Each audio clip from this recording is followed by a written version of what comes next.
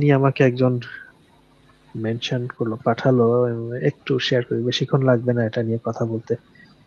আমাদের মতিন সাহেব, উনি একজন বিবর্তন বিষয়ে বিবর্তন প্রায়শই বর্জনকারী, মানে অস্বীকারী। বিবর্তন অস্বীকারী হলেও তো হইতো, সে তো এটাকে বলে যে এটা ভুয়া একটা ধর্ম, এটা কল্পকাহিনী। এটাকে একটা এরপর আমি ধর্ম কল্প কাহিনী এগুলো বলে। হ্যাঁ, তো উম, উম, দেখি আমার একটু শেয়ারটা কি দেখা যাচ্ছে? আচ্ছা, এই যে এরপর আমি 3 মিনিট বলবো কিছু একটা বিষয় নিয়ে। আচ্ছা ঠিক আছে, আমি আমি এটা একটু শেষ করি, দেখি কি লিখছে। আমি নিজেই তো পড়ি নাই, আমি আমি পড়ে বোঝার চেষ্টা করি কি লিখছে। বিবর্তন জালিয়াতির প্রকৃষ্ট প্রমাণ। ও, এটা তো ভালো নিউজ হেডলাইনের মতো করে লিখছে। আচ্ছা, বিতর্ককালে আচ্ছা 20 এপ্রিল 2025 এবং 27 এপ্রিল 2025 আমি প্রতিপক্ষ সত্যের সন্ধানীকে প্রশ্ন করি। আচ্ছা, সত্যের সন্ধানীর সাথে ওনার তাহলে একটা বিতর্ক হয়েছে 20 এবং 25, 27 এপ্রিল। আচ্ছা, ভালো কথা। আমি সত্যের সন্ধানীকে প্রশ্ন করি, তাহলে বিবর্তনের সংজ্ঞা কি? ও মাই গুডনেস, এই কথা তো আমি ওনাকে সবসময় বলি যে আপনি একটু নিজের ভাষায় বলেন তো, বিবর্তন বলতে আপনি কি বোঝেন। সে গত 6-7 মাস ধরে আমি এই মতিন সাহেবকে এটাই জানতে চাইছি যে আপনি নিজের মতো করে 5-10 বাক্যে গুছায় একটু বলেন যে বিবর্তন বলতে কি বোঝেন, সংজ্ঞা টঙ্গারও দরকার নেই, যে কি বোঝেন। যাই হোক, উনি সত্যের সন্ধানীকে প্রশ্ন করছেন বিবর্তনের সংজ্ঞা কি।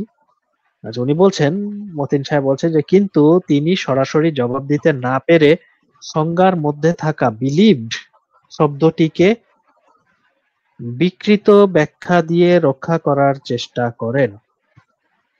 এটা ওনার দাবি। এটা সত্যের সন্ধানী আমাদের স্টেজে থাকলে না হয় উনি এটাকে শিওর করতে পারতেন এই দাবিটা ঠিক কিনা। আচ্ছা, আমি ওটাকে ইগনোর করছি আপাতত। অথচ অক্সফোর্ড ল্যাঙ্গুয়েজ ডিকশনারি গুগল সার্চে প্রদর্শিত এক সময় যে সংজ্ঞাটি দেখাতো, হ্যাঁ, অক্সফোর্ড ল্যাঙ্গুয়েজ ডিকশনারি কি সংজ্ঞা দেখাতো? Evolution is the process by which different kinds of living organism are believed to have developed from earlier forms during the history of the earth. আচ্ছা, তো এখানে বিলিভ নিয়ে কেন? এই সংজ্ঞাটি বিবর্তনের অসারতা প্রমাণ করতে যথেষ্ট। কারণ নাম্বার ওয়ান, ইভলিউশনকে প্রসেস বলা হয়েছে, অথচ প্রসেস বলতে উদ্দেশ্যপূর্ণ ধাপ বোঝায়। উদ্দেশ্যহীন কিছু প্রসেস হতে পারে না। এটা তো সেই ওই যে মুমিনদের মতো একটা উনি প্রিমিস সেট করে দিলেন যে প্রসেস হতে গেলে তার উদ্দেশ্য থাকতে হবে। না, এরকম এরকম কোন এরকম এটা উনি কোথায় পেলেন যে উদ্দেশ্যপূর্ণই হতে হবে, উদ্দেশ্য না থাকলে প্রসেস হবে না? এই যে পোস্টটা উনি করছেন, এই পোস্টের উদ্দেশ্যটা কি? এটাও তো একটা ধাপে ধাপে কিছু লিখছেন, কিছু একটা করছেন, আপনি উদ্দেশ্য কি? এই কথাটা এই দাবিটা ওনার, এই দাবিটা ভিত্তিহীন দাবি। যে একটা প্রসেস থাকলেই কিছু কাজ ঘটছে, সেটা থাকলেই উদ্দেশ্য থাকতে হবে, উদ্দেশ্য ছাড়া প্রসেস হতে পারে না, এটা একটা ভিত্তিহীন কথা।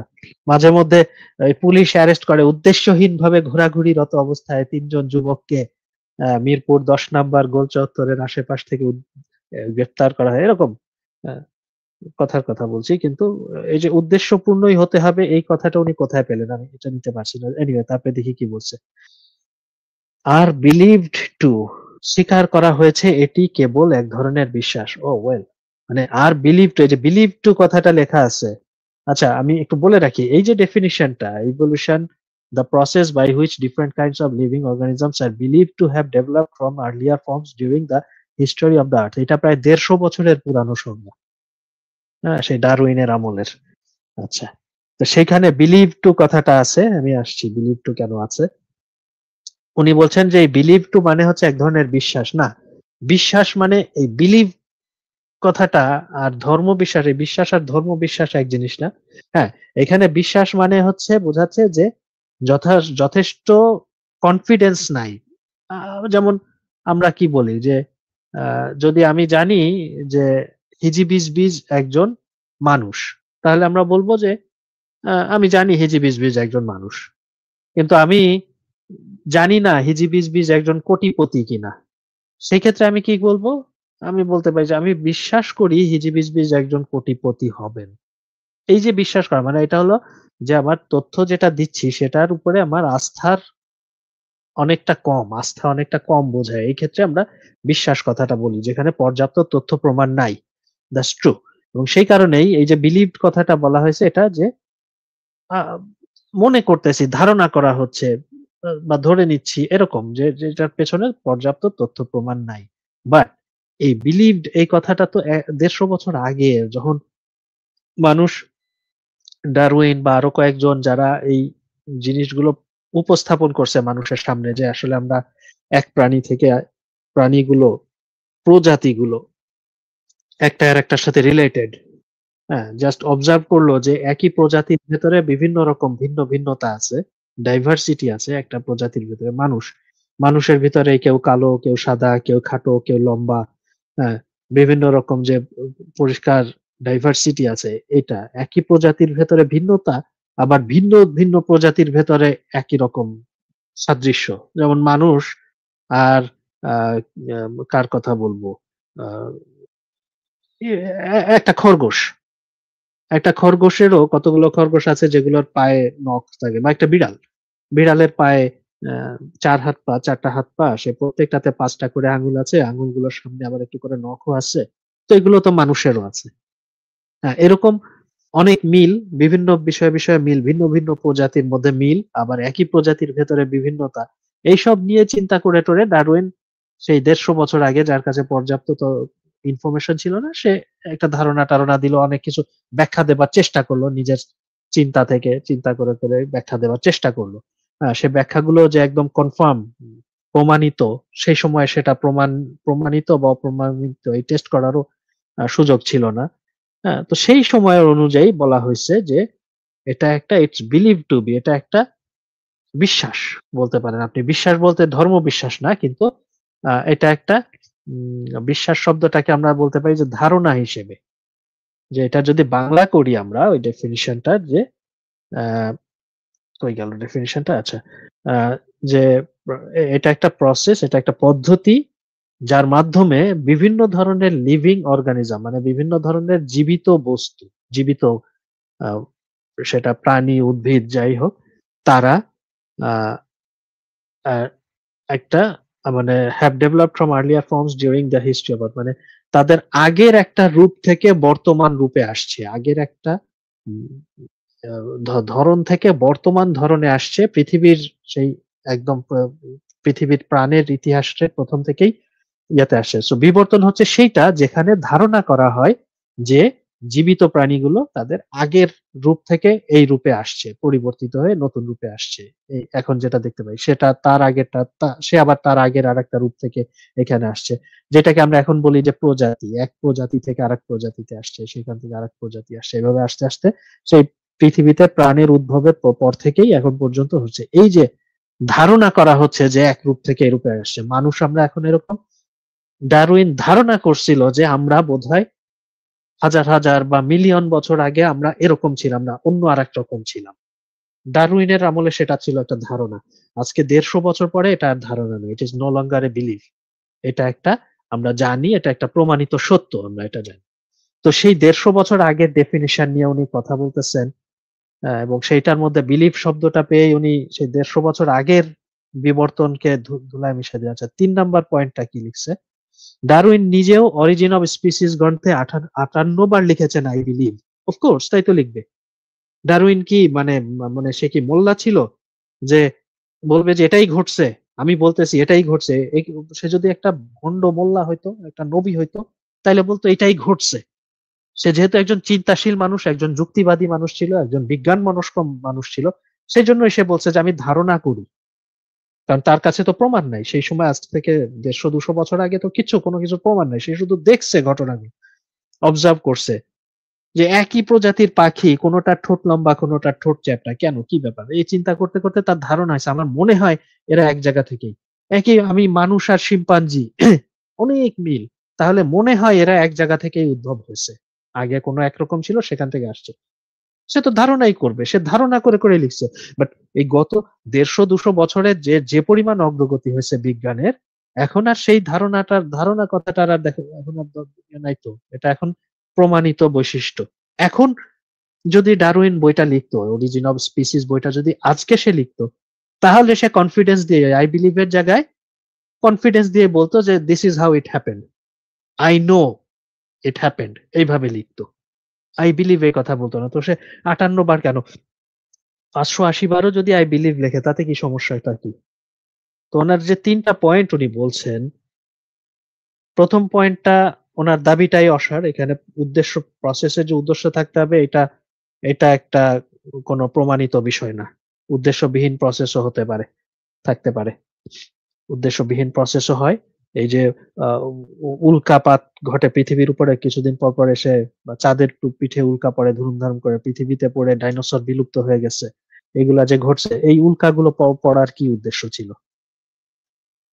সো উদ্দেশ্যবিহীনও কাজ হতে, প্রকৃতিতে ঘটনাগুলো ঘটতে থাকে প্রকৃতির নিয়ম অনুসারে, যে ল অফ ফিজিক্স, সেটা ফলো করে ঘটনাগুলো ঘটতে থাকে। সেই ঘটতে থাকলে এই যে প্রসেস গুলো, তার যে পেছনে উদ্দেশ্য থাকতে হবে এমন কোনো ভাবার কোনো কারণ নাই। সো 1 নাম্বারটা বাতিল। 2 নাম্বারে উনি যে বিলিভ টু বলে স্বীকার করা হয়েছে, এটা এক ধরনের বিশ্বাস, দ্যাটস ট্রু। সেটা সেই 150 বছর আগে এটা এক ধরনের বিশ্বাস। বিশ্বাস বলতে ধারণা, বিশ্বাস কথাটা না, এখানে বিলিভ বলতে আমাদের বুঝতে হবে এটা ধারণা ছিল। সেটাই করা হয়, সবাই তাই করে, যে আমি ধারণা করি এরকম একটা হাইপোথিসিস যখন দেয়া হয়, হাইপোথিসিসটা ওইভাবে যে আমরা ধারণা করতেছি এটা এরকম এরকম এরকম, তারপরে সেই ধারণাটা যখন পরীক্ষা নিরীক্ষা করতে করতে প্রমাণিত হয়, তখন বলা হয় যে এটার এটার হাইপোথিসিস না, এটা এখন একটা থিওরি হয়ে গেল। হ্যাঁ, এটার এখন আর কোনো ধারণা না, এটা একটা ফ্যাক্ট হয়ে গেল, এটা আমরা নোন ফ্যাক্ট হিসেবে প্রমাণিত হলো। 50 বছর আগে এই যে ইয়ারা, আহ, প্রায় 50 বছরই তো হবে বোধহয়, আহ, হিগস, আমরা গত কবে এটা 2012 সালে হলো হিগস পার্টিকলস ইয়া করলো সার্নের ওই ইয়া থেকে, হেড্রন কলাইডে হিগস পার্টিকেল আবিষ্কার হলো বা ডিটেক্ট করা গেল। আবিষ্কার তো না, এটা কি বলবো আমরা, ডিটেক্ট করা, যে তাদের এক্সপেরিমেন্টে ডিটেক্ট করলো। এবং সেই প্রায় 50 বছর আগে আহ, এরা যে থিওরিটিক্যালি যেটা বলছিল যে এরকম একটা পার্টিকেল থাকবে, আমাদের ধারণা এরকম একটা পার্টিকেল আছে, যেই পার্টিকেলটার কারণেই আমাদের ইয়েগুলো, সাবঅ্যাটমিক পার্টিকেল গুলো মাস পায়, ভর পায়, মানে শক্তি থেকে ভরে রূপান্তর করার জন্য যে ব্যাপারটা, সে দায়ীকে, সেই দায়ী হলো হিগস পার্টিকেল, হিগস বোসন। এইটার ফর্মুলা, এটা সেটা বহুত কিছু দিল, সেটা ধারণা ধারণা ধারণা করতে করতে, এবং সেই ধারণাটা যখন 2012 সালে যখন এল এলএইচসি যেটাকে বলি আমরা, লার্জ হেড্রন কলাইডার, সেখানে এক্সপেরিমেন্ট করে যখন ধরা পড়লো, ডিটেক্ট করা গেল, তখন আমরা কনফার্ম হলাম যে রাইট, হিগস পার্টিকেল বা হিগস বোসন বলে একটা জিনিস আছে। তো যতক্ষণ না প্রমাণ করে, পরীক্ষা নিরীক্ষা করে প্রমাণ না করব, ততক্ষণ তো আমরা সেটাকে ধারণাই বলবো। সেই ধারণাটাকে ইংলিশে যদি লেখা হয় যে is believe two be like this, সেটাকে তো ধর্মবিশ্বাস বললে হবে না। উনি তো, মতিন সাহেব এটাকে, বিবর্তনকে একটা ধর্মবিশ্বাস বলে প্রচার করতে চান। আচ্ছা, তারপরে আগাই আমরা, কি দেখছেন তিনি। কিন্তু ভয়ঙ্কর ঘটনা ঘটলো 3 অক্টোবর 2025। আমি স্ক্রিনশট সহ দেখতে পাই গুগল হঠাৎ এই সংজ্ঞাটি মুছে দিয়ে নতুন সংজ্ঞা বসিয়েছে। মানে কি, গুগল কি সংজ্ঞা দেয়? আচ্ছা ভাই, গুগল হলো আপনাকে খুঁজে বলবে যে আচ্ছা এখানে এখানে ওই ইনফরমেশন গুলো আছে। আপনি রাস্তায় একজন লোককে একটা বাসার ঠিকানা জিজ্ঞেস করলেন, আচ্ছা ভাই আপনি এই পাড়ার লোক, এখানে কলিমুদ্দিন কোন বাসাতে থাকে? তখন সেই লোকটা, রাস্তার লোকটা বলে দিল যে ওইখানে ওই জায়গায়, রাস্তার ওই কর্নারের ওই যে হলুদ বিল্ডিংটা, ওই বিল্ডিং এ কলিমুদ্দিন থাকে। গুগলের কাজ হলো এইটুকু, আপনাকে দেখায় দিবে যে ওই যে ওইখানে এখানে ইনফরমেশন গুলো আছে। এখনকার দিনে আধুনিক কালে আরেকটু যেহেতু এআই যুক্ত হয়েছে, সেখানে এআই আবার কি করে, ওই বাড়িতে আবার উকি দিয়ে টিয়ে আর একটু খোঁজ খবর নিয়ে এসে আপনাকে ওইটা শুধু ওই বাড়িটাই বলে না, সাথে এটুকু বলে যে ওই বাড়িতে কলিমুদ্দিনের সাথে রহিমউদ্দিনও থাকে, রহিমউদ্দিন এই মুহূর্তে বাসায় নাই। হ্যাঁ, তা তুমি যদি রহিমউদ্দিন সম্পর্কে জানতে চাও তাহলে আমি আরেকটু খোঁজ নিয়ে আসতে পারি। এরকম আরেকটু বাড়তি ইনফরমেশন দেয়, বাড়তি মতামত দেয়, সাহায্য করে আপনাকে। এটা আধুনিক কালের যে এআই আসছে যখন, সেটার ফলে। তো এখন গুগল যদি বলে একটা ডেফিনিশন, গুগল আবার ডেফিনিশন পাল্টাবে কেন? গুগল কি সংজ্ঞায়িত করে এগুলো? এটা সংজ্ঞায়িত করবে সায়েন্স কমিউনিটি। কি বলছে? গুগল সংজ্ঞাটি মুছে দিয়ে নতুন সংজ্ঞা বসিয়েছে। The process by which animals, plants and other living organisms are transformed into different forms by the accumulation of changes over successive generations. হ্যাঁ, এটা এটা এটা হলো আধুনিক কালের, এখন আমরা জানি এটা, যার ফলে এখানে আর আমাদের কোনো বিলিভ টু এর দরকার নেই। গুগল হয়তো কোনো একদিন এর আগের বার যখন উনি গুগল করছে, সেই সময় গুগল যেখানে খোঁজ করছে, খোঁজ করতে গিয়ে সে পুরানো সংখ্যাটা নিয়ে আসছে, পাইছে, নিয়ে আসছে। পরবর্তীতে আবার 3 অক্টোবরে উনি আবার যখন খোঁজ করছে, তখন হয়তো বাই দিস টাইম গুগল এটার ব্যাপারে আরেকটু খোঁজ খবর করে আম, আধুনিক সংজ্ঞাগুলা পাইছে। এবং এই সংজ্ঞা, এটা একটু মাথায় রাখতে হবে, জীবনের সংজ্ঞা, জীবন কি জিনিস এইটা, বা এই যে আহ, আহ, বিবর্তন, বিবর্তনের সংজ্ঞা, বা এরকম যে কোনো জিনিসেরই, বিজ্ঞানের যে কোনো জিনিসেরই সংজ্ঞাটা সময়ের সাথে সাথে, আমাদের নলেজ বাড়ার সাথে সাথে সেটা আরো রিফাইন্ড হয়, সংজ্ঞাটা আরো রিফাইন্ড হয়। 150 বছর আগে, 200 বছর আগে যেখানে আমরা বলছি যে আমরা মনে করি প্রাণীগুলো, জীবজগতে এইভাবে পরিবর্তনটা হয়, মনে করতাম, কিন্তু এখন আমরা এত এত অনেক রকমের এক্সপেরিমেন্টেশন, বহুত রকমের ডিরেক্ট ইনডিরেক্ট, বহুত রকমের প্রুফের ফলে আমরা এখন কনফিডেন্টলি বলি যে এইভাবেই জিনিসটা হয়। এখন আর আমরা মনে করার ধার ধরতেছি না। ঠিক সেটাই হয়েছে, দুইটা ডেফিনিশন যদি মিলাই, এই নতুন ডেফিনিশনের ভেতরে কোনো উই বিলিভ বা ধরে নিচ্ছি বা ধারণা করি এসবের কোনো ব্যাপার নেই, একদম সরাসরি বলতেছে যে এইভাবেই কাজটা হয়। অন্য 4টি সংজ্ঞা অপরিবর্তিত রাখা হয়েছে। অন্য 4টি সংজ্ঞা কি কি উনি দিলে তো দেখি, নিচে দিচ্ছেন নাকি, দেখি তো। না, তা তো নাই। আর কি কি স্ক্রিনশট? আচ্ছা দেখি, আগে আস্তে আস্তে আগাই, বেশি সময় নিয়ে ফেলতেছি আমি, তো মনে হয় এটা একটু ব্যাখ্যা করার দরকার। অন্য 4টি সংজ্ঞা অপরিবর্তিত রাখা হয়েছে, কেবলমাত্র বিলিভড শব্দযুক্ত সংজ্ঞাটি সরিয়ে দেওয়া হয়েছে। কে, কোথায় ভাই? গুগল আপনাকে কি দেখাইলো সেটা দিয়ে আমি কি করব? গুগল গুগল তো আর এগুলা সংজ্ঞা দেওয়ার অথরিটি না। প্রথমে গুগল স্বীকার করে বলল অ্যালগোরিদম পরিবর্তনের কারণে, পরে আবার অস্বীকার করলো সংজ্ঞাটি এখনো বহুল ব্যবহৃত। মানে ভদ্রলোকের আন্ডারস্ট্যান্ডিং এর যে এত সমস্যা, মানে আমার বোঝার ঘাটতি থাকতে পারে, জানার ঘাটতি থাকতে পারে, তো সেইটার পরিমাণে আমার আমার মাতব্বরি করার পরিমাণটাও তো আমার জানা বোঝার সাথে সঙ্গতিপূর্ণ হওয়া দরকার। উনি মাতব্বরি করে রায় দিয়ে ফেললেন এটা দেখেই। আরে বাবা, সংজ্ঞা বাজারে বহুত সংজ্ঞা আছে। কিসের কথা বলবো? খুব সিম্পল, এই যে ধরেন গ্রহ, আমরা বলি না গ্রহ, নক্ষত্র, আমরা ছোটবেলায় ভূগোল বইয়ে পড়ে আসছি, মানে আকাশের গ্রহ। ওই হিজিবিজবিজ, গ্রহের সংজ্ঞা কি বলেন? গ্রহ কাকে বলে? বা স্টেজে যে আছেন শুনছেন। গ্রহের সম্ভবত একটা থাকে, কোর থাকে, যে কোরের তাপমাত্রা প্রায় বলতে গেলে 6000 সেলসিয়াস। না, এমন কিছু না, এমন কিছু না। গ্রহের সংজ্ঞা আমরা ছোটবেলায় পড়ে আসছি, সূর্যের চারিদিকে যেগুলা ঘোরে, হ্যাঁ, সূর্যের চারিদিকে যা ঘোরে, যার নিজস্ব কোনো আলো নাই, এরম এরম কিছু কিছু কথা সংজ্ঞা বলে। এবং আমরা পড়ে আসছি 9টা গ্রহ, পড়ছি না? বুধ, শুক্র, পৃথিবী, মঙ্গল, বৃহস্পতি, শনি, ইউরেনাস, নেপচুন, প্লুটো। এই যে 9টা গ্রহের কথা আমরা ছোটবেলা থেকে পড়ে আসছি। কারণ যখন ছিল না, টেলিস্কোপ ছিল না, যে দেখার যন্ত্র ছিল না, তখন খালি চোখে আমরা শনি পর্যন্ত দেখতে পারতাম। তখন আমরা জানতাম যে এই কয়টাই গ্রহ। হ্যাঁ, যখন বিজ্ঞানীরা, বিজ্ঞান ভিত্তিক লোকজনরা, ধর্মগ্রন্থে কি আছে ওগুলো বাদ, হ্যাঁ, কিন্তু বিজ্ঞান ভিত্তিক জ্ঞান অনুযায়ী যে বুধ, শুক্র, পৃথিবী, মঙ্গল, বৃহস্পতি, শনি, এই কয়টা ছিল গ্রহ। তারপরে টেলিস্কোপ আবিষ্কার হওয়ার পরে একসময় ইউরেনাস আবিষ্কার হলো, একসময় নেপচুন আবিষ্কার হলো, খুঁজে পাওয়া গেল, তারপরে প্লুটো নামে আরেকটা গ্রহ খুঁজে পাওয়া গেল। হ্যাঁ, এবং ওই সংজ্ঞা অনুযায়ী যে সূর্যের চারিদিকে ঘোরে এবং আছে, নিজস্ব কোনো আলো নাই। হ্যাঁ, এই সংজ্ঞা অনুযায়ী এইগুলো গ্রহ পাওয়া গেল। পরবর্তীতে যখন আমরা আরো বেশি ক্ষমতা বাড়লো আমাদের, আরো টেলিস্কোপ এবং আমাদের অবজারভেশন পাওয়ার আরো যখন বাড়লো, তখন দেখলাম যে আমরা প্লুটোর চাইতেও বড় বড় উপগ্রহ আছে, বা আছে, যেগুলো ঠিক মানে হয় না, যেগুলোকে পুরোদস্তুর গ্রহ বলা যাবে না। তখন একটা এই এই বিজ্ঞানীরা বসেই একটা কনসেনসাসের মধ্যে আসলো যে ঠিক আছে, আমরা এটাকে আরেকটু ভিন্নভাবে ক্লাসিফাই করি, কতগুলোকে আমরা বামন গ্রহ, ডোয়ার্ফ প্ল্যানেট, এই হিসেবে কতগুলোকে আমরা ক্লাসিফাই করি। কেননা ইয়ের ভেতরে অ্যাটলিস্ট 3টা এরকম বস্তু আছে সৌরজগতে ঘুরতেছে, এই অ্যাস্টেরয়েডের ইয়াতে, কিংবা কুইপার বেল্টের ওইদিকে, হ্যাঁ, যেগুলো এরকম প্লুটোর সমান বা তার চেয়ে বড়।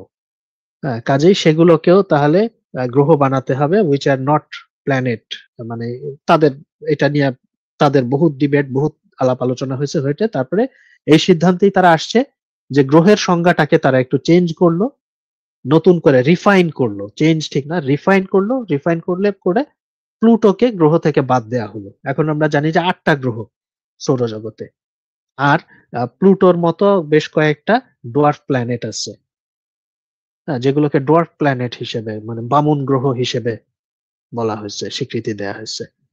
তো এই যে সংজ্ঞাটা চেঞ্জ হয়ে গেল, তাতে কি মানে সৌরজগৎ হয়ে গেল, মিথ্যা প্রমাণিত হয়ে গেল?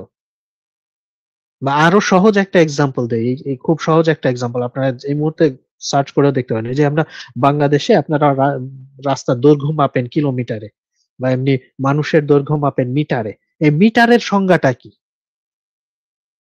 মিটার আমার যতদূর মনে পড়ে ফ্রান্সের কোন এক রাজা তার আমলে এই পরিমাপটা চালু করলো। সেটা হলো তার নাক থেকে, সে ডান হাতটা লম্বা করে দিবে, তার নাক থেকে ওই ডান হাতের মধ্যমার নখ পর্যন্ত যে দূরত্বটা, হাতটা লম্বা করে দিবে, এটা হচ্ছে 1 মিটার। এটা ছিল মিটারের আদিম ডেফিনিশন। তারপরে সেই ডেফিনিশন পরবর্তীতে আর একটু চেঞ্জ হয়েছে, তারা একটা করলো মাঝে একবার এরকম করলো যে উত্তর মেরু থেকে বিষুবরেখা পর্যন্ত যে ডিস্টেন্স, এইটার একটা কত ভাগের 1 ভাগ, এইটাকে মিটার হিসেবে ডিফাইন করলো। তার উপরে আবার একটা কি একটা মলিকুল, একটা একটা ইয়ার মৌলিক পদার্থের তার ইয়া দিয়ে, তার তার ফ্রিকোয়েন্সি নাকি এরকম কি যেন একটা, এটা মনে নাই আমার। এটা দিয়ে করলো লেটেস্ট যে সংজ্ঞাটা মিটারের, সেটা হলো আলোর গতির সাথে সম্পর্কিত। যে 1 সেকেন্ডের এত ভাগের 1 ভাগ, একটা নির্দিষ্ট একটা ফ্র্যাকশন উল্লেখ করা আছে যে 1 সেকেন্ডের এত ভাগের 1 ভাগ সময়ে আলো যে ডিস্টেন্সটা অতিক্রম করে সেটাই হচ্ছে 1 মিটার। তো এই যে দিনের পর দিন এই জিনিসগুলো, সংজ্ঞাগুলো রিফাইন্ড হয়, কারণ ওই সেই প্রাচীন আমলে রাজার নাক, হাতের নাকের ডগা থেকে হাতের ডগা পর্যন্ত দূরত্ব, এখন সেই রাজা নাই, মরে গেছে কবে কি, হ্যাঁ, এখন সেই ডিস্টেন্স কত, এক একজন এক এক রকম দূরত্ব বলবে। হ্যাঁ, তারপরে পৃথিবীর নর্থ পোল থেকে বিষুবরেখা পর্যন্ত দূরত্ব, সেটার এত ভাগের 1 ভাগ, ওইটাও মাপতে গিয়ে এক একজন এক এক রকম ভাবে মাপামাপিতে ভুল টুল হবে অনেক কিছু। যার ফলে চেষ্টা করতেছি এমন একটা ডেফিনিশন দিব যে ডেফিনিশনটা কোনো অ্যাম্বিগুইটি থাকবে না, কোনো ভুলভাল হওয়ার সুযোগ থাকবে না। এটা করতে করতে ফাইনালি এসে দাঁড়াইছে, আমি এখন একটু খুঁজলে বের করে বলতে পারবো, যে আলোর গতির সাথে এই যে 1 সেকেন্ডের একটা ফ্র্যাকশন, এত ভাগের 1 ভাগ সময়ে আলো যত দূর যায় সেটাকেই 1 মিটার হিসেবে আইডেন্টিফাই করা হয়, এবং এটাই সবসময় ফিক্সড, মানে ভ্যাকুয়ামে শূন্য স্থানে আলোর যে গতিটা। তো এইভাবে যেকোনো জিনিসেরই তো ডেফিনিশন চেঞ্জ হতে পারে। আমরা যত বেশি জানতেছি, আমাদের জানার সাথে সাথে সেই ডেফিনিশনটা আরো রিফাইন্ড হচ্ছে, যাতে করে সেটার মধ্যে কোনো ধোঁয়াশা না থাকে, কোনো কনফিউশন না থাকে। বিবর্তনের ডেফিনিশনও সেইভাবে চেঞ্জ হচ্ছে। 200 বছর আগে ধারণা করছে, কারণ তখন আমাদের কাছে প্রমাণ নাই, তথ্য নাই। আমরা তখন জেনেটিক্স জানতাম না, জিন সম্পর্কেও জানতাম না কিছুই। তো সেই সময় ধারণা করছে, ও পর্যবেক্ষণ করে এই ভদ্রলোকেরা, এই ডারউইন বা আরো অনেকে এরকম লোকজনেরা পর্যবেক্ষণ করে ধারণা করছে, মনে হয় এরকম কিছু একটা হবে, ধারণা করছে, সেটাই তো তখন সেই ডেফিনিশন, সেটাই ধারণা। আর এখনকার ডেফিনিশন একদম খুব ভালোভাবে প্রফাউন্ডলি প্রোভেন থিংস সেগুলো আছে, সেই কারণে এখন আর ওই বিলিভ শব্দটা এখনকার ডেফিনিশনে নাই। কারণ উনি গুগল কি পরিবর্তন করলো সেটার ভিত্তিতে উনি এটি সরাসরি জালিয়াতি ও প্রতারণা। কেন বাবা, গুগল অ্যালগোরিদম আপনারে কি দেখাইলো? গুগল তো আর ডেফিনিশন দেয় না, কারণ সে কোনটা এনে আপনারে দেখাইলো কি করলো, সেটা জালিয়াতি হবে কেন? আর সে জালিয়াতির ভাই ভারটা সায়েন্স কমিউনিটি কেন বানিতে যাবে? সেই জালিয়াতির উপর ভিত্তি করে আপনি বিবর্তনকে ইয়ে করে দিবেন, বিবর্তনবাদীদের দুর্বলতা বলতেছেন কেন বাবা? একই সাথে স্বীকারোক্তি অস্বীকার করে। এই ভদ্রলোকের কথাবার্তা খুব উল্টাপাল্টা, মানে নিজেও হয়তো বোঝে না কি বলতেছে নাকি, এবং তার নিজের যেহেতু ফাউন্ডেশন খুবই দুর্বল, তার মৌলিক ধ্যান ধারণা খুবই দুর্বল। তো এটার ভিত্তিতে উনি উপসংহারে যাচ্ছেন, উনি কনক্লুশনে আসছেন যে বিবর্তন কোনো বিজ্ঞান নয়, এটি মিথ ড্রেসড অ্যাজ সায়েন্স। মানে কি কারণে এই তিনটা, গুগল যদি ওনাকে ডেফিনিশন, পুরানো ডেফিনিশন, প্রথমে একটা পুরানো ডেফিনিশন দেখায়, তারপরে একটা নতুন ডেফিনিশন, আধুনিক ডেফিনিশন দেখায়, তাতেই এটা আর সায়েন্স থাকে না? সংজ্ঞা পাল্টানো, বিকৃতি, অস্বীকার কে করলো, কে সংজ্ঞা পাল্টাইছে, সংজ্ঞা পাল্টানোর যৌক্তিক কারণ আছে কিনা সেটা আপনাকে দেখতে হবে। যেটা আমি এতক্ষণ ধরে ব্যাখ্যা করলাম, সব জিনিসেরই সংজ্ঞা পাল্টায়। আমরা আমাদের জ্ঞান যত বাড়তে থাকে, আমাদের জানাশোনার বহর যত বাড়তে থাকে, তত সেটার সংজ্ঞাটা বদলাতে থাকে, সেইভাবে সে রিফাইন্ড হতে থাকে। কাজে সংজ্ঞা পাল্টানো কোনোভাবেই একটা কিছু ভুল প্রমাণে না। বিকৃতি, কি বিকৃতি হলো সেটা আমি এখন পর্যন্ত বুঝলাম না। কে বিকৃতি এবং কে অস্বীকার করলো? বিকৃতি বা অস্বীকার এটা যদি কেউ করে সেটা গুগল করছে। গুগল একটা সার্চ ইঞ্জিন, সার্চ করে বলতেছে যে ওই মোড়ের হলুদ বিল্ডিং এ কলিমুদ্দিন থাকে, এই কথাটা না বলে গুগল আপনাকে বলল যে ওই পাশের সবুজ বিল্ডিংটাতে কলিমুদ্দিন থাকে। তারপরে একটু পরে আবার গুগল বলতেছে না না না, ওই বিল্ডিং এ না, হলুদ বিল্ডিং এ কলিমুদ্দিন থাকে। তাতে কি ওই বিল্ডিং দুইটার অস্তিত্ব অস্বীকার হয়ে যায়, মানে কি অনস্তিত্ব হয়ে গেল, মিথ্যা প্রমাণিত হয়ে যায়? তো উনি কিসের, মানে কি গুগলের স্ববিরোধী জবাব? Who is Google? মানে এই লোকটাকে আমি এটাই বুঝাতে পারলাম না। সে গুগল, চ্যাট জিপিটি, অমুক তমুক কে কি বলছে সেটা নিয়ে এসে বসে থাকে, ঘ্যানর ঘ্যানর করতে থাকে দিনের পর দিন। সে চ্যাট জিপিটিতে একদিন তাকে কি বলছে সেটা বলছে, আমি আবার তাকে দেখালাম যে চ্যাট জিপিটি এটার উল্টাও বলে। কাজেই চ্যাট জিপিটি যা বলছে এটাকে আপনি কোরআনের বাণী হিসেবে ধরে নিবেন না। আপনাকে আরেকটু যাচাই বাছাই করতে হবে, আরেকটু খুঁটে ভিতরে ঢুকে প্রশ্ন করে জানতে হবে।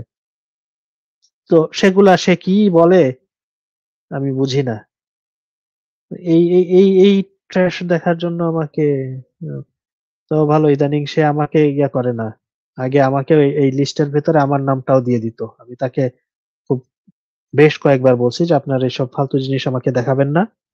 যতদিন আপনি আমাকে নিজের ভাষায় বলতে না পারবেন যে বিবর্তন জিনিসটা কি, নিজের ভাষায় বলবেন, ততদিন আমাকে ডাকবেন না। তো যাই হোক, এই হলো ওনার বিবর্তনের বিরাট বড় হেডলাইন দিলেন, জালিয়াতির প্রকৃষ্ট প্রমাণ। এখন জালিয়াতিটা কে করলো সেটা আমরা বুঝতে পারলাম না। ওনার এইটুকুই পেলাম যে গুগল ওনাকে একবার এক ডেফিনিশন বলছে, পরের বার আর এক ডেফিনিশন বলছে। আর ডারউইন 58 বার লিখছে আই বিলিভ। কেন লিখছে সেটা ব্যাখ্যা করলাম, বললাম। আর একটা হলো যে প্রসেস বলতে উদ্দেশ্যপূর্ণ হয়, no, this is absolutely a no. এটা একেবারেই কোনো ইয়া না, যুক্তি না। এগুলোর ভিত্তিতে উনি প্রমাণ করে দিলেন ডারউইন কি বিবর্তন বিজ্ঞান নয়। ভাই, যাক, আমার আর কিছু বলার নাই, যা বললাম। হ্যাঁ, বলেন আপনারা, অনেক বেশি সময় নিয়ে গেজাইলাম। হ্যাঁ, এই দারুণ ভদ্রলোকের একটা পিছনে একটু বেশি বেশি সময় দিয়ে ফেলতেছি মনে হয়। না, ঠিক আছে তো, জি, এটা তো বলেন, আপনারা বলেন। হ্যাঁ, তো অডিট। হ্যাঁ বলেন, জি, বিশুদ্ধ সমন্বয়। হ্যাঁ, মানে এটা আসলে বেশি সময় শুধু এই লুকের জন্য নয়।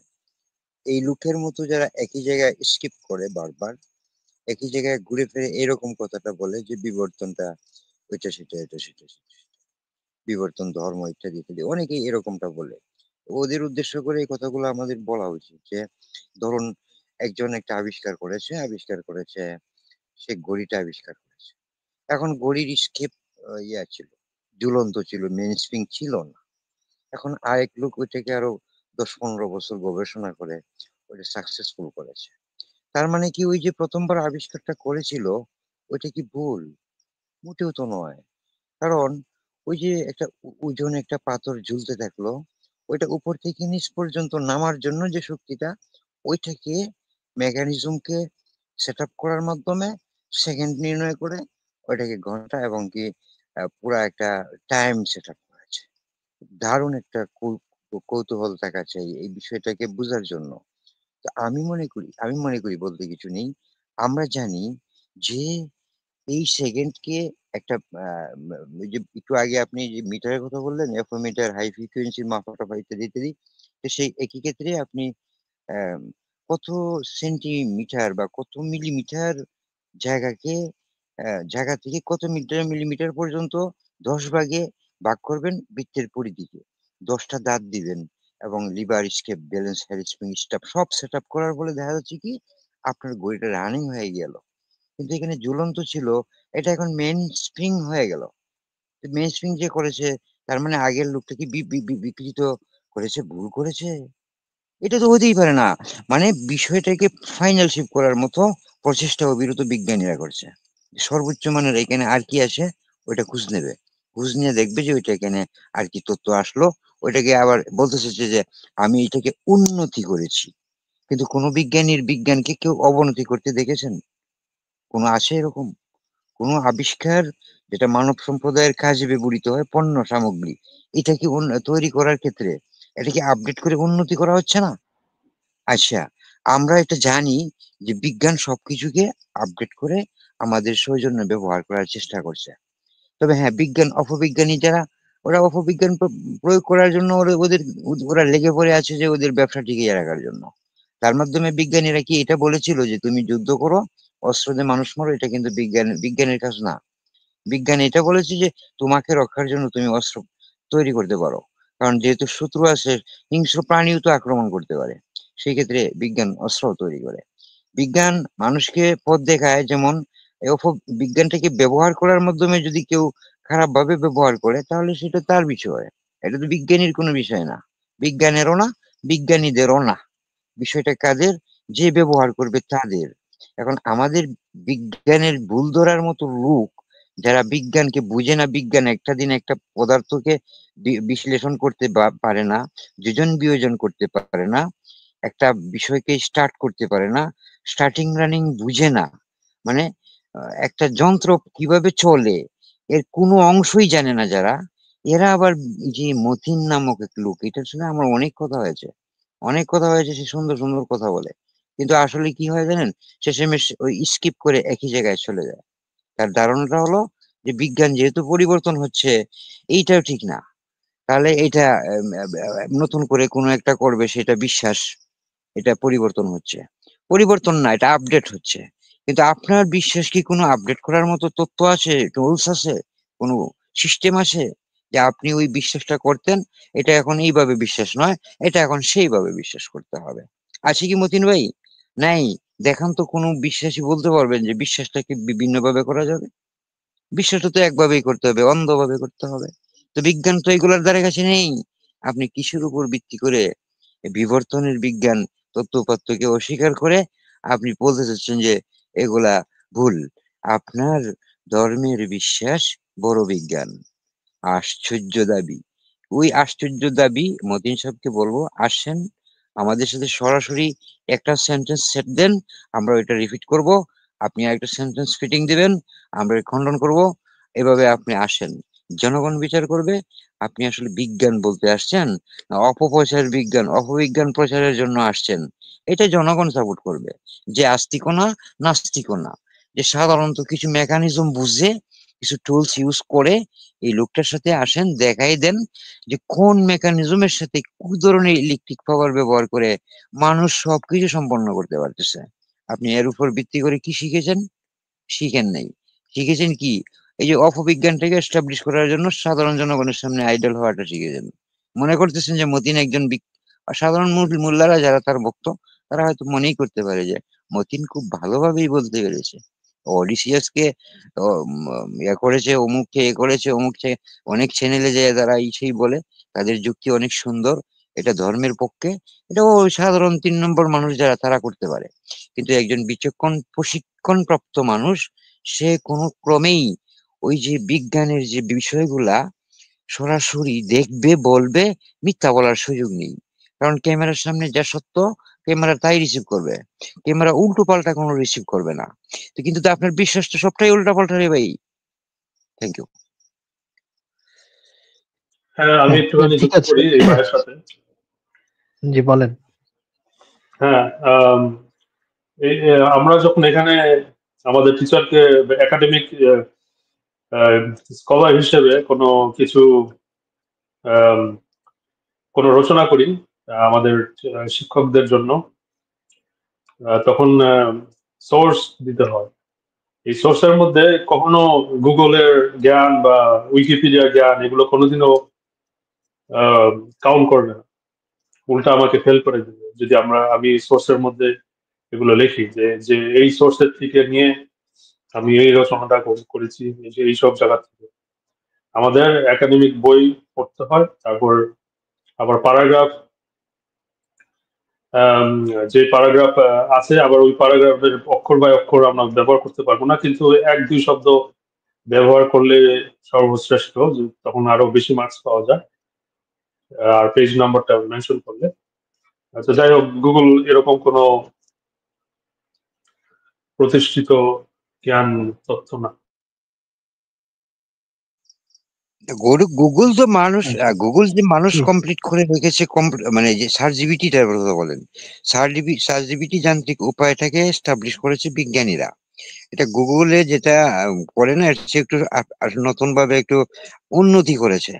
গুগল যা করতো তাই করে, কিন্তু একটু উন্নতি করেছে, আপনার সাথে সরাসরি কথা বলে, আপনার গানটাকে সে সাজিয়ে দেয়, সারেগামার এগুলা, এই যে কিগুলা সবগুলা মা বা এগুলা সব দিয়ে দেয়। অর্থাৎ আপনাকে, আপনি যে বিষয়টাকে যা তার মাধ্যমে আশা করেন, এইভাবে আপনাকে দিয়ে দিবে। আমি প্রশ্ন করেছিলাম, আমাকে বলেছিল যে আমি কি, আপনাকে কি আমি একটা ধর্ম থেকে বলতে চাইবো, নাকি সাধারণ যেটা এই সত্য, যেটা বিবর্তন, এখান থেকে বলবো। তখন আমি বলছিলাম, আমি তো আপনার কাছে ধর্মের কথা জিজ্ঞেস করিনি। Thank you, thank you, thank you, আপনাকে অনেক ধন্যবাদ। এইগুলো চার জিবিটির কাজ। চার জিবিটিকে আপনি যেভাবে বানিয়ে নেবেন সেইভাবে কাজ করবে। এখন চার জিবি কি আপনার বিরুদ্ধে যাবে? তবে হ্যাঁ, আপনি উল্টা পাল্টা চার জিবিটিকে দেখে আমাদের কাছে নিয়ে আসলে বুঝে নেব যে আপনি একটা বিভ্রান্ত চার জিবিটি সার্চ করছেন, আপনার সার্চ ঠিক নেই, আপনার উদ্দেশ্য প্রণোদিত ভাবে তাকে আপনি নিয়ন্ত্রণ করতে যাচ্ছেন, আপনি চার জিবিটিকেও চার্জ করতে যাচ্ছেন। এই হলো ওই আচ্ছা, লোকদের অবস্থা। আমি একটা হ্যাঁ, উদাহরণ দিই, একটু যেমন আমি অনেক হ্যাঁ, একটু হ্যাঁ, বলেন। শর্টকাটে করেন বঙ্গ ভাই। হ্যাঁ, না, আমি যে যখন হাইফাই ডকুমেন্ট করি, কেন আমি তো মার্কেটের স্টক কেনা বেচা করি, সো যখন হাইফাই ডকুমেন্ট থাকে, বিভিন্ন ব্যবসায়ীরা কি করে যে ছোটখাটো একটা আম, ক্ষুদ্রতম একটা খবর, সেটাকে খুব বিশাল বড় ভাবে, মানে খুব মানে শক্তভাবে লিখবে, শক্ত ইংলিশ শব্দ ব্যবহার করে লিখবে। তো আমারও আর সময় থাকে না 10-20 পেজ পড়ার। তো কি করি, চ্যাট জিপিটির না, ঠিক গুগল জেমিনাইয়ের মধ্যে ওটাকে, ওই পিডিএফটা দিয়ে, তখন আমি বলি যে আমাকে এমন ভাবে বুঝাও যেন যেন 7 বছরের একজন শিশু বুঝতে পারে। তখন আমাকে 7 বছরের বালকের মতো বুঝায়, যাতে আমি না বুঝলে আবারও জিজ্ঞেস করি, আবারও বুঝায়। তো বঙ্গ ভাই সেসব ইনস্ট্রাকশন হিসেবে কাজ করে। কি বুঝেন? চার্ট হ্যাঁ, বুঝেন? চার্ট দেখেন ওইভাবে? হ্যাঁ, না, না, চার্টের কথা আচ্ছা, বলছি না, ডকুমেন্ট। আমি তো মানে আচ্ছা, হ্যাঁ, ঠিক আমি আছে, ঠিক আছে, দাঁড়ান আমি একটু টেকনিক্যাল, আমরা একটু ইনভেস্টর 2 রকমের হয়, একজন হচ্ছে টেকনিক্যাল, আর একজন হচ্ছে ওই যে চার্ট বেস। আমি দুটোটাই করি, কিন্তু আমি টেকনিক্যালটার দিকে একটু বেশি মাথা ঘামাই, কেন ওটার মধ্যে একটু বেশি লাভ হয়। মানে না, প্রশ্ন টেকনিক্যাল হচ্ছে হচ্ছে যারা পড়ালেখা রিসার্চ করে বেশি। বঙ্গবন্ধু, একটু একটু দাঁড়ান, দাঁড়ান, দাঁড়ান, আমরা ইয়া থেকে প্রসঙ্গের কাছাকাছি থাকি একটু, যেটা এতে এ নিয়ে আরো আলাপ করতে পারবো আমরা। এই চ্যাপ্টারটা ক্লোজ করে তারপরে সামনের দিকে যাই, তখন আপনারা আপনাদের অভিজ্ঞতা এগুলো ইয়ে করেন।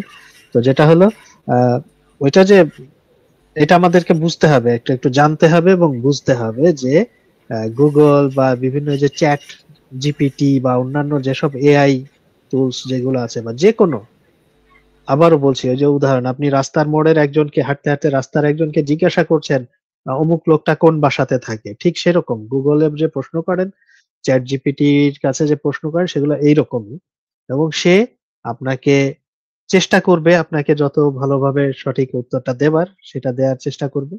হ্যাঁ, কিন্তু তার উত্তরটাকে আপনি কোথাও, ওই যে বঙ্গ ভাই যেটা বললো, কোনো কোর্টে আপনি এটাকে এভিডেন্স হিসেবে হাজির করতে পারবেন না, এটা অ্যাকসেপ্ট করবে না। কোনো সায়েন্টিফিক রিসার্চের মধ্যে, কোনো সায়েন্টিফিক লিটারেচার যেগুলোকে আমরা বলি, research article, research paper, articles, এইগুলোর ভিতরে কোনো জায়গায় আপনি এইটা লিখতে পারবেন না যে চ্যাট জিপিটি তে ওই কথা বলছে অমুক, এইভাবে এটা বলতে হবে না। যেটা আপনাকে খেয়াল রাখতে হবে যে গুগল কিংবা যেকোনো এআই সার্চ আপনাকে যে ফ্যাক্ট গুলো বলতেছে, ফ্যাক্টস, সেইগুলো এক জিনিস। ফ্যাক্টস সে বলবে আমেরিকার রাজধানী ওয়াশিংটন ডিসি, এইটা সব সময়, যতবার জিজ্ঞেস করবেন ততবারই বলবে ওয়াশিংটন ডিসি, কারণ এটা একটা ফ্যাক্ট। এরকম আরো হাজারো হাজারো ফ্যাক্ট। ডারউইনের বইয়ের নাম কি? Origin of species. এটা একটা ফ্যাক্ট। তো এইটা সে বলবে। কিন্তু এর বাইরে যখন সে তার মতামত দিবে, কোনো একটা উপসংহার কনক্লুশন দিবে আপনাকে, সেইটাকে আপনার গ্রহণ করার কোনো বাধ্যবাধকতা নাই বা ওটাই যে সঠিক উপসংহার এরকম ভাবার কোনো কারণ নাই। যে আপনি জিজ্ঞেস করলেন আমেরিকার রাজধানী কি, ওয়াশিংটন ডিসি বলবে, তারপরে যদি জিজ্ঞেস করে না শহরটা কেমন বলো তো, এটা কি ভালো, সে হয়তো 2-3 লাইন বা একটা প্যারাগ্রাফ লিখে দিল ওই শহরটা সম্পর্কে। এই যে প্যারাগ্রাফ গুলো, ওই শহরটা খুব ভালো, এখানের বাতাস খুব মিষ্টি, এখানের লোকজনরা খুব বন্ধু বৎসল, এরকম এরকম নিজের মতো করে সে অনেক কিছু লিখবে, যেগুলোর কোনো আহ, ভিত্তি আছে কি নাই সেটা আপনাকে যাচাই করতে হবে। যাচাই না করে শুধু ওই চ্যাট জিপিটি বলছে যে এই শহরের বাতাসটা খুব মিষ্টি, আর আপনি বিশ্বাস করে বসবেন, এটা হবে আহাম্মকি। এটা আপনি ধরে বসবেন যে এই যে চ্যাট জিপিটি বলছে ওই শহরের বাতাস মিষ্টি, হ্যাঁ, এটা ভাবার কোনো কারণ নাই।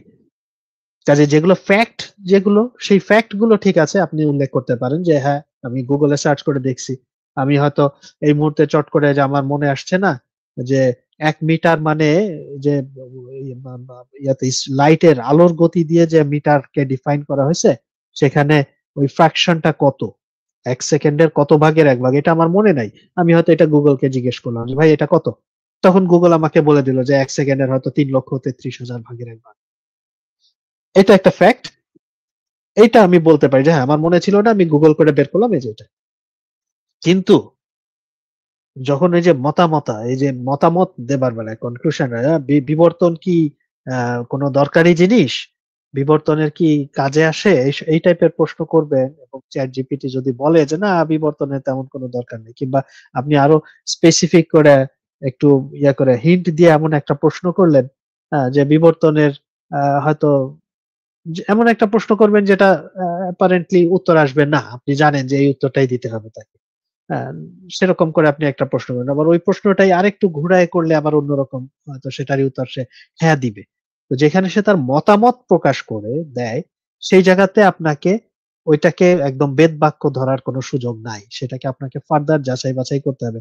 যে এই যে কথাটা তাকে জিজ্ঞেস করবেন, তখন তুমি যে এই মতামতটা দিলে এটার প্রাইমারি সোর্সটা কি, এটা তুমি কোত্থেকে পাইছো, কিসের ভিত্তিতে এটা বলতেছো, সেইগুলো জিজ্ঞাসা করলে সে হয়তো আপনাকে ব্যাখ্যা দিবে। এবং বেশিরভাগ ক্ষেত্রেই এই এই ইয়েগুলোকে দিলে আমাদের অ্যালগোরিদমের কারণে হয়, আমরা সরি ভুল বলছি, আসলে এরকম এরকম এই ইয়েগুলো চ্যাট জিপিটি বলেন, জেমিনি বলেন, তারা এইভাবে বিহেভ গুলো করে। তো কাজেই এটা আমাকে একটু বুঝতে হবে। খালি চ্যাট জিপিটিতে এই আসছে, চ্যাট জিপিটিতে ওই আসছে, এই বলে সেটাকে নিয়ে আপনি কোরআনের বাণী হিসেবে ট্রিট করতে পারেন না। হ্যাঁ, এগুলো কোথাও রেফারেন্স হিসেবে, কোনো বৈজ্ঞানিক গবেষণাপত্রে এগুলাকে রেফারেন্স হিসেবে নেওয়া যাবে না। উইকিপিডিয়াকে রেফারেন্স হিসেবে দেওয়া যাবে না। কিন্তু উইকিপিডিয়ার আর্টিকেলের ভিতরে খুঁজলে পরে সেখানে আবার লাইনে লাইনে আপনি রেফারেন্স পাবেন। তারা একটা কথা বলতেছে বলে সেটার আবার রেফারেন্সটা কোথায় আছে সেটা উল্লেখ করে দিচ্ছে। ওই রেফারেন্সটা ধরে আপনাকে গিয়া যাইতে হবে, সেইখানে গিয়া সেটা পড়তে হবে, পড়ে তখন আপনি কনভিন্সড হতে পারেন, কনফার্ম হতে পারেন যে রাইট এই কথাটা ঠিক লিখছে। সেই প্রাইমারি সোর্স চেক না করে আপনি খালি উইকিপিডিয়া এটা লিখছে কিংবা চ্যাট জিপিটি এটা বলছে কিংবা গুগল সার্চে এটা আসছে, এইটা কখনো আপনি কোথাও কোনো হিসেবে, এভিডেন্স হিসেবে বা কোনো আর্গুমেন্ট হিসেবে আপনি প্লেস করতে পারেন না। এই জিনিসটা জানতে হবে, একটু শিক্ষিত মানুষদেরকে এটা বুঝতে হবে। এই আমাদের এই মতিন সাহেবের সবচেয়ে বড় প্রবলেম হলো উনি নিজের কোনো বক্তব্য নাই, নিজের থেকে উনি কিছু বলতে পারেন না, দুটো মানে কিছু না, অমুকে এই বলছে তমুকে তাই বলছে। এবং তার উপরে ডারউইন, আজ থেকে বোধহয় 150 বছর আগে ভদ্রলোক মারা গেছে। এই ডারউইন কি জানতো? বিবর্তনের বটাও জানতো না। এই ভদ্রলোক ডারউইন বিবর্তনকে জানাইছে, মানুষের সামনে তুলে ধরছে, প্রজেক্ট করছে। তার কি যে এই ভিন্ন একই প্রজাতির ভেতরে ভিন্নতা কিংবা ভিন্ন ভিন্ন প্রজাতির ভেতরে একই রকম দেখতে, এইগুলোর কারণ হিসেবে সে একটা সন্দেহ, তার একটা অনুমান, তার একটা বিলিভ, আই ডু বিলিভ, যেটা এটা ধর্ম বিশ্বাস না, অনুমান, ধারণা। এই ধারণাগুলোকে নিয়ে সে বই লিখছে, সেটার সপক্ষে যুক্তি প্রমাণ, যুক্তি দেওয়ার চেষ্টা করছে। কিন্তু তার আমলে অত ফসিল রেকর্ডও আমাদের হাতে ছিল না, এই যে জিন সম্পর্কে আমাদের কোনো জ্ঞান ছিল না, আরো আধুনিক যে আরো হাজারো দিক থেকে জ্ঞান বিজ্ঞানের যে উন্নতিটা হয়েছে গত 150 বছরে, এর ধারে কাছেও সে ছিল না। আজকের দিনে একটা ইউনিভার্সিটির একটা ফার্স্ট গ্রেডার স্টুডেন্ট, বায়োলজি নিয়ে পড়তে আসা একটা স্টুডেন্ট, সে যতটা ইভলিউশন জানে বোঝে, ডারউইন ততটা জানতো না। এখন উনি এই মতিন সাহেব কথায় কথায় খালি ডারউইনের বই থেকে কোট করে। আরে ডারউইনের বইটাকে তো আমরা একটা ল্যান্ডমার্ক হিসেবে তুলে রাখছি যে হ্যাঁ, এই সময় 150 বছর আগে এরকম একটা বই লিখছিল একজন লোক, যে বইটা থেকে এই এই বিষয়টার উপর দিয়ে গবেষণা পড়াশোনার সূত্রপাত হয়েছে এবং আস্তে আস্তে আমরা এটা সম্পর্কে আর অনেক জানছি। কারণ সেই ডারউইন কি বলছে, ডারউইন কোথায় ভুল করছে, এটা নিয়ে উনি পুরা বিবর্তনকে উল্টায় ফেলেন। 150 বছর আগে একজন মানুষ বলছে, তার ধারণার কথা বলছে, আর এখনকার দিনে আমরা বলি প্রমাণের ভিত্তিতে কথা বলি। এই গত 150-200 বছরে যতভাবে জিনিসগুলো প্রমাণিত হয়েছে, যত দিক থেকে বিভিন্ন ভাবে, বা অন্যভাবে বললে যে কোনোভাবেই ওটাকে অপ্রমাণিত করা যায় নাই। বিবর্তনের যে ব্যাপারগুলো এবং বিবর্তনের সংজ্ঞা পাল্টে গেছে। পাল্টাতে এখন বর্তমানের সংজ্ঞাটা কি, লেটেস্ট যে সংজ্ঞা আমরা বলি, সংজ্ঞাটা এরকম যে যে প্রক্রিয়ার মাধ্যমে একটা একটা গোষ্ঠীর, একটা পপুলেশনের ভেতরকার জিন পুলের পরিবর্তন হয়, অ্যালিলি চেঞ্জ হয়ে পরিবর্তনটা আসে, মানে প্রজন্ম থেকে প্রজন্মের ভেতরে সামান্য পরিবর্তন হতে হতে পুরা জিন পুলটা চেঞ্জ হয়ে যায়। এই জিন পুল ব্যাপারটা, এটাই তো ডারউইনের মগজে স্বপ্নের মধ্যেও ছিল না। জিন জিনিসটাই তো সে জানতো না। তার মধ্যে আবার জিন পুলের ভেতর তারপরে অ্যালিলি চেঞ্জ হবে, এটা সেটা এগুলো কিচ্ছু সে জানে না তারা মনে। তো সে কিভাবে ইয়াতে ইভলিউশনের সংজ্ঞা দিবে? তো সংজ্ঞা তো চেঞ্জ হবে। আমরা যত জানতেছি, আমাদের জানা যত বাড়ে, তত বাড়ার সাথে সাথে আমাদের অন্যান্য জিনিসগুলোকে সেভাবে আমরা রেকটিফাই করি, রিফাইন করে আসতেছি। সে ডারউইন কি বলছে, সে লুই পাস্তুর কি বলছে 200 বছর আগে, হ্যাঁ, অমুকে কি বলছে, জোহান মেন্ডেল কি বলছে, এইগুলা নিয়েই বসে আছেন। বিজ্ঞান যে গত 100-150 বছরে আর কোথায় গেল, এটা সম্পর্কে ওনার কোনো ধ্যান ধারণাও নাই, মাথা ব্যথাও নাই। তো যাই হোক, আমরা